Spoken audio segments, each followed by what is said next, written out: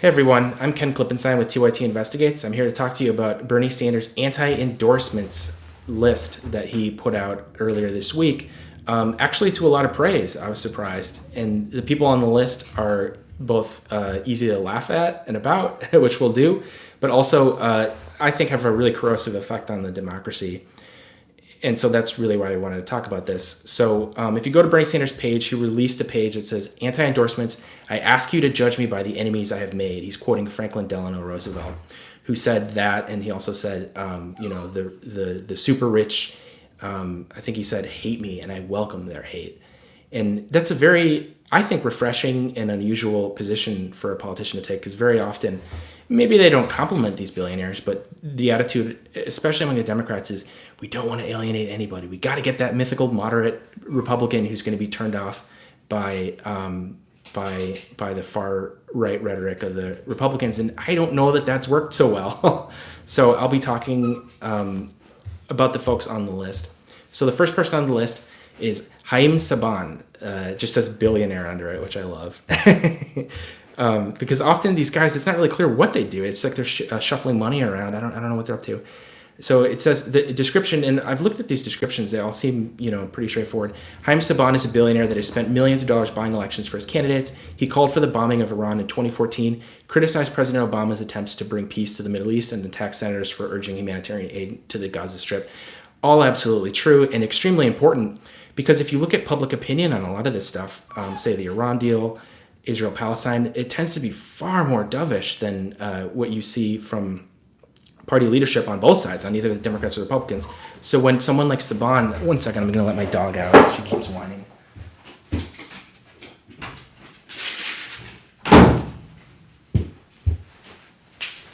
Oh, sorry about that. So when someone like Saban pours all this money into it, it doesn't matter what the public thinks, and that they're largely opposed to these really awful international policies, because they can just buy so much, media attention and say in the stuff that folks actually watch that they can sway public opinion on these things, or sway policy on it, rather, because they give a lot of this money to politicians. The second person on the list is Kenneth Langone. I hadn't even heard of some of these guys. Some of them are obvious. Like, I feel like a lot of people know who Haim Saban is. So here of Langone, it says, while Langone has a net worth of $3.7 billion, Home Depot pays wages so low that many of its workers are forced to rely on food stamps, Medicaid, and public housing subsidized by U.S. taxpayers. Today, cashiers at Home Depot make as little as $9 an hour, the very definition of the starving wage. Absolutely true. And it's just sad that this is the first that many people are hearing of this. This should be front and center in, our political discourse. I mean, I don't think it's surprising that folks are getting mad at all sorts of crazy things, getting mad at women, getting mad at minorities, getting mad at whatever, because leadership is not talking about the people that are actually causing a lot of these problems, who are these billionaires. I mean, the point I try to make to folks that are maybe dabbling in some kind of bigoted stuff is just, well, how much power do these folks actually have to shape your world? Say you're talking about an immigrant. How much power does an immigrant who makes probably sub-minimum wage have to, harm your interests even? And then they kind of go, well, yeah, I guess he's, person of modest means. And now compare that to someone who has $3.7 billion and probably employs a ton of people and sets, the conditions by which they live. That person has a whole lot more power than any of these marginalized groups that people are yelling at. So I wish there would be more attention to these guys. Oh, and it has this great quote. Kenneth Langone and Bernie Sanders. In 2016, I saw Bernie Sanders and the kids around him. I thought, this is the Antichrist. That's in the Wall Street Journal. And this is a guy with $3 billion, probably, has how many politicians bought, in the sense that he gives them, campaign contributions, buys influence like that. I mean, that's just ridiculous. Okay, Andy Puzder. I feel like more people heard of this guy. Former fast food CEO. It's funny. The person can be a former, but he still has all this money, because if you're a billionaire, the money is self-replicating. It doesn't matter if you're still working or contributing to society. You have so much that it just multiplies itself via investments and things like that. Here's what this says. As a CEO of a fast food company that owns Hardee's and Carl's Jr., Puzder made more money in a day than his minimum wage fast food workers earned in a year, which is an astonishing statistic. And sadly characteristic of a lot of these billionaires. I always try to make that point to people that are like, well, he made his money, let him spend it. It's like, do you really, he worked hard. It's like, do you really think he works, 10,000 times as hard or whatever the math is than an ordinary worker? Like, maybe he worked really hard, but I don't think it's 10,000 times as hard as anyone that works on the ground. And frankly, I think that service sector people work harder than a lot of the CEOs in suits and things. So that's kind of a frame I always try to pursue. Here's what he said about Bernie Sanders' attempt to he had a minimum wage raise proposal. All these proposals, Sanders' proposals, they are just going to kill the growth, which is hilarious because GDP growth has been like 2 or 3 or 4% for how many years? I mean, if you want people to kill the growth, just let these guys keep running everything because they've been doing a damn good job of that. Let's jump down. I'm going to skip a couple here to get to ones that I particularly hate. And I imagine you guys do too. Jamie Dimon, CEO of JP Morgan Chase. Oh, I hated all these profiles that were done of him after the '08 crash because they were like the good billionaire, the good banker. And then, of course, a couple of years later comes out that he was engaged in a lot of the same practices that these other predatory lending institutions were, which anyone can. I mean, come on, he's a billionaire. How do you get? Let's see. He was fined $13 billion for mortgage fraud, illegally foreclosed on military families, bribed foreign officials, and received $416 billion taxpayer bailout from the Federal Reserve and the Treasury Department. So that says it all. That's this guy that you can go online after the crash. There are all these fawning profiles of him being, don't hate bankers. There are good ones too. It's not just like, AIG and these other firms. There's Jamie Dimon. And the thing is, they just hadn't looked into it. And once they did, all the same stuff came out. And here's what he said about Sanders. This is great.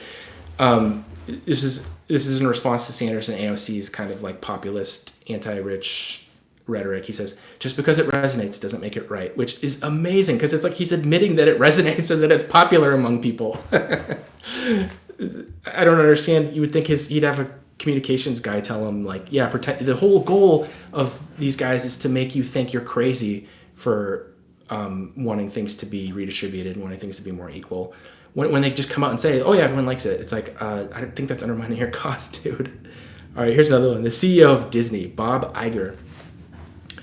Let's see, it says 4-year compensation package worth $423 million. Jesus Christ. He now makes 1,400 times as much as the average worker at Disney, just like I was saying before. That's true of all of these billionaires. They're all making, it's not like, they treat their employees well and they're maybe just making 2 or 3 times as much. They all make like 1,000 times more than the rank and file worker, which is insane. So here's what he said about Bernie Sanders. How many jobs have you created? So his pitch is, think of me what you will. I'm a billionaire, so I've created all these jobs, so I must know something, right? And it seems to me like they just ship a lot of them overseas. They lay people off the millisecond it becomes, beneficial to their shareholders. I guess people do work for them, but the conditions are poor and it's all at their whim. They can pull it whenever they want. And I don't think that they should be able to have that power. Jeffrey Immelt, former CEO of General Electric. Jeffrey Immelt walked away from General Electric in 2017 with a retirement package worth $200 million. Under his leadership, GE outsourced thousands of jobs overseas, shut down 50 American factories. I mean, these stories are all the same. It's just kicking working people in the teeth all the time, and then they get favorable treatment in the press because, they own a lot of the press or have stakes in them at least. Just scrolling down, let's find another fun one because there's a lot of loser billionaires that don't have quite a public profile, do awful things. Oh, here's a good one. Alan Greenspan. Remember when they would call him, Sainted Alan? I don't remember what they called it. They had some crazy term for him. It was kind of like King Alan or something. I can't remember exactly what, because this was before the big crash, after which he said, my model for the world was wrong, I guess. And he basically came out and said everything he believed was garbage and there was never any reckoning like, okay, well, let's try something different. It's like, well, let's go back to the same old thing, even though the leading exponent of it essentially admitted the whole thing was a fraud. So he says, Bernie Site says, as chairman of the Federal Reserve, Greenspan advocated for and put in place unprecedented policies to deregulate Wall Street. He supported abolishing the minimum wage, cutting Social Security, pushing for unfettered free trade agreements. All in a day's work for these guys. And here's what he said here's what Greenspan said about Sanders. Remember, the basic problem of inequality is the fact that people are born that way. That's what they all want you to think. it's a law of nature. There's nothing you can do about it, which is funny because, when they want to achieve their ends, no matter how crazy it is, say a billionaire wants to go to Mars, it's like, yeah, we're going to find a way to do it. But if we want to just have it so people have food to eat in the richest country in the world, that's too hard. That's you get your head out of the clouds. It's not going to happen. Oh, here's a good one. Third Way, the centrist think tank. It's a corporate think tank that uses Wall Street and pharmaceutical money to oppose Medicare for all, reducing prescription drug prices, increasing the minimum wage to 15, expanding Social Security. Again, all the same stuff, kicking working people in the teeth. Not even just underclass, but just basically any ordinary person, just kicking them in the teeth. And then they get to posture as though they're, I'm a reasonable guy, I'm in the middle. But like the midpoint of two things doesn't really tell you much about how reasonable it is if you don't know what the 2 points are. And the 2 points are largely anti-worker and, pro-corporate. So it's like, just because you're in the middle of the Democrats and Republicans doesn't mean that you are a moderate in any meaningful sense of the word. It just means that you happen to be between two enormously wealthy political parties. So I always hated that kind of centrist language of, be reasonable, stand between, Jamie Dimon and Charles Koch. That's not reasonable. I guess Jamie Dimon's a Democrat and Koch is a Republican, but that they're not ordinary people. These are both billionaires, so they're already going to be way off the spectrum of like ordinary views and attitudes. And let's close. Let's pick a good one to close with. I didn't even go through the whole list. I linked to it in the description. You can check out the entire thing. I'm just trying to find particularly awful ones. Here's a good one. Former partner of Goldman Sachs, Leon Cooperman. He advised President Trump and hedge fund manager to settle with SEC charges for insider trading misconduct. That's classic. Yeah, the rules are for us, regular people. When it comes to them, they can... I love this. It's like they always say, we don't want to do unions because we believe in competition. No, you don't. You're doing this insider trading all the time. You make people sign non-disclosure agreements. They violate market principles constantly. They only talk about these pieties when it concerns ordinary workers. That's when you care about these, lofty ideals of, we've all got to have an even playing field and compete with each other. No, they want us to compete with each other. They will go and cut deals every day of the week, which is what they do. So